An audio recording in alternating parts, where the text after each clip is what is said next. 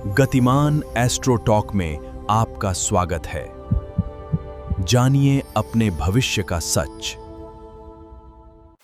नमस्कार प्रिय दर्शकों, आज हम आपका गतिमान एस्ट्रो टॉक चैनल में आपका स्वागत करते हैं। मेरे प्रिय दर्शकों को पहले मेरी तरफ से जय श्री राम। प्रिय दर्शकों, आज हम आपको बताना चाहेंगे श्रावण मास के विषय में, यानी कि चातुर्मास के अंदर 4 मास बताए गए हैं। उन चातुर्मास के अंदर श्रावण मास को बड़ा ही विशेष महत्व बताया गया है।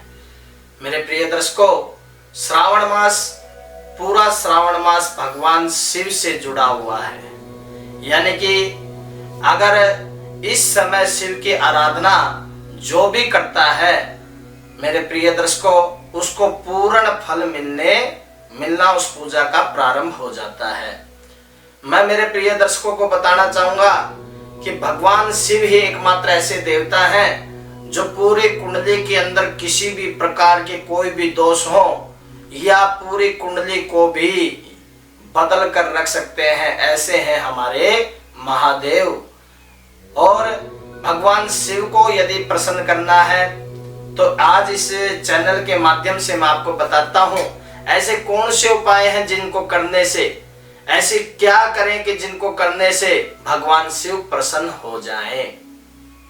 प्रिय दर्शकों, सुबह प्रातःकाल उठकर, समय से उठकर, यदि हो सके, अगर ऐसा समय चुन सके कि सुबह 4 से लेकर 6 बजे तक जो ब्रह्म मुहूर्त होता है, इस समय यदि भगवान शिव के ऊपर जल चढ़ा दिया जाए तो माना जाता है कि सारे काम बढ़ने लग जाते हैं, मन की इच्छाएं पूरी होने लग जाती हैं।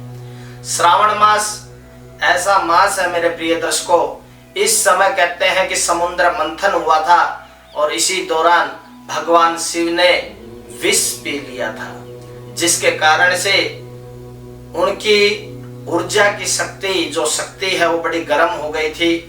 जहर विष गर्म होता है, इस कारण से श्रावण मास के अंदर सभी भक्त गंगा जल आदि चढ़ाकर भगवान शिव को प्रसन्न करते हैं। मेरे प्रिय दर्शकों, मैं बताना चाहूंगा कि श्रावण मास के अंदर भगवान शिव के ब्रह्म मुहूर्त के अंदर उठकर जल चढ़ाए।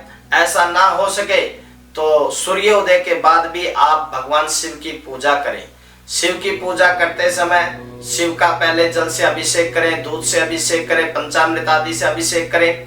अभिषेक करने के बाद उन्हें चंदन, चावल आदि जरूर चढ़ाएं। चावल को कभी भी भगवान शिव को सूखे अर्पित नहीं करने चाहिए। चावल लेकर हाथ के अंदर कुछ जल लेकर और उस जल को झाड़कर इस प्रकार उल्टा हाथ कर भगवान शिव के ऊपर अर्पित करना चाहिए।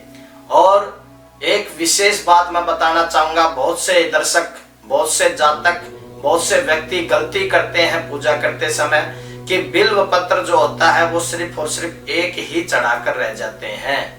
बिल्व पत्र जिसमें 3 दल होते हैं, ऐसे बिल्व पत्र को कम से कम अगर हो सके तो 108 पत्ते हों, जिन पर तीनों पत्तों पर यानी कि राम राम राम लिखना बड़ा ही शुभ माना जाता है। भगवान शिव को राम नाम बड़ा प्रिय है। अगर कोई व्यक्ति करता है तो उसकी सर्वत्र मनोकामना पूरी होने लग जाती है। 108 ना चढ़ा सके तो 51 नहीं चढ़ा सकते तो 21, और 21 भी अगर कोई व्यक्ति नहीं चढ़ा सकता तो कम से कम 5 पत्ते बिल्व पत्र के जरूर चढ़ाने चाहिए। बिल्व पत्र चढ़ाने से कहते हैं 3 जन्म के जो भी पाप होते हैं वो सभी पापों का विनाश हो जाता है। मेरे प्रिय दर्शकों, आज एक विशेष उपाय भी मैं आपको बताता हूं, यानी कि ऐसा पुष्प जो भगवान शिव को यदि अर्पित किया जाए श्रावण मास के अंदर तो आपके सारे काम बनने लग जाएंगे और सारे काम सही होने लग जाएंगे। मेरे प्रिय दर्शकों, मैं बताना चाहूंगा, कनेर का पुष्प यदि शहद लगाकर भगवान शिव को अर्पण कर दिया जाए तो भगवान शिव प्रसन्न होते हैं। इससे मन की जो इच्छाएं होती हैं वो पूरी हो जाती हैं। प्रिय दर्शकों, जिनकी कुंडली के अंदर कालसर्प दोष है या फिर मांगलिक दोष है या फिर मूल दोष है या किसी भी प्रकार के कोई भी कुयोग दोष है, मैं मेरे प्रिय दर्शकों को बताना चाहूंगा, इस श्रावण मास के अंदर ब्राह्मणों के द्वारा रुद्र अभिषेक आदि करवाकर आप इन दोषों को शांत कर सकते हैं। यदि ऐसा आप करेंगे तो देखना कि सभी दोष आपके जल्द से जल्द शांत होने लग जाएंगे, और जैसे जैसे दोष शांत होंगे वैसे वैसे आपका जीवन भी अच्छा होने लग जाएगा। मैं मेरे प्रिय दर्शकों को आज इस YouTube चैनल के माध्यम से इतना ही बताना चाहता हूँ। जय श्री राम।